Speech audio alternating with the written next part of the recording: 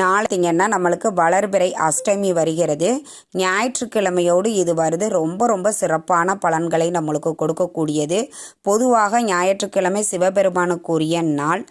அதே மாதிரி பைரவரும் பார்த்தீங்கன்னா சிவபெருமானின் இன்னொரு அவதாரம் தான். ஆக பைரவரையும் நாம் வழிபாடு செய்யலாம், சிவனையும் வழிபாடு செய்யலாம். இரண்டுமே நம்மளுக்கு ஒரே பலனை கொடுக்கக்கூடியது. நாளைய தினம் ராகு கால நேரத்தில் இப்போ நான் சொல்லக்கூடிய இந்த ஒரு தீபத்தை பைரவருக்கு ஏற்றுங்க. நாளைய தினம் ராகு காலம் மாலை 4:30 மணியிலிருந்து 6 மணி வரைக்கும் இருக்கக்கூடியது ராகு காலம். இந்த நேரத்தில் கோதுமை தீபம் ஏற்றுங்க. இந்த கோதுமை தீபம் எப்படி ஏற்ற வேண்டும் அப்படின்னா, ஒரு பூஜைக்கு உண்டான தட்டு எடுத்துக்கோங்க.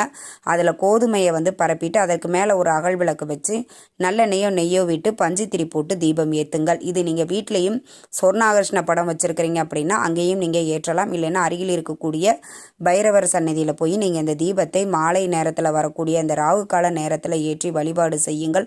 அற்புதமான